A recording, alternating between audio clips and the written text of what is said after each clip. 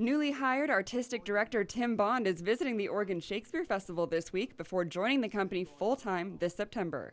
Bond's love of theater began at an early age, and he vividly remembers what sparked that fire. So in fourth grade, I was working on Julius Caesar, and I had the speech, "Friends, Romans, countrymen, lend me your ears."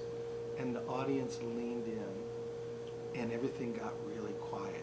And I suddenly had this realization of the power of speech in front of public, of history.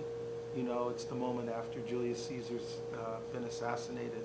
And then it hit me that just 3 weeks earlier, Martin Luther King had been assassinated. It was 1968. And I choked up, and I realized the power of poetry, and I thought, wow, I think I want to do this. For Bond, OSF is a homecoming. From 1996 to 2007, he served as OSF's Associate Artistic Director. Since then, he's been in Syracuse, Seattle, and now with TheaterWorks Silicon Valley.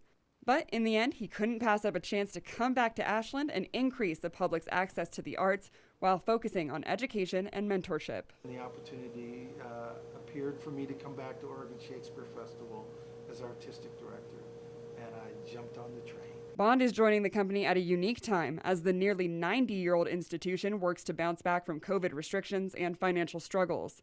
Early this year, it underwent a restructuring. Executive director David Schmitz resigned and some staff was laid off. Then, in May, artistic director Nataki Garrett resigned. Since then, OSF announced it had raised the $2.5 million it needed to continue the summer season. Things are really looking up financially for us, but we still have many challenges ahead, and so we're looking at a slightly more austere season to be really responsible for ourselves fiscally and to stay within our means. We're constantly working on our fundraising. It's very important for any nonprofit theater. For me, it's important that we are able to get the fundraising for our 2024 season. We had a campaign early in the season to launch, and it was a $2.5 million target, which we exceeded. I think we were closer to $3 million for that campaign. Interim Executive Director Tyler Hakama, who just started last month, is putting much of his focus on OSF's finances. Before moving to Ashland in 2016, Hakama worked in marketing for major tech companies like Adobe in Silicon Valley. But with his passion for Ashland and OSF, Hakama wanted to bring his finance and marketing expertise to OSF. I retired in Ashland because I've been coming here for 19 seasons now, and every year I'm always amazed by how much Ashland has to offer. According to Hakama, the financial focus has now turned to 2024, Bond's homecoming season. And even though Bond and Hakama just met this week, they appear to be working toward a promising partnership.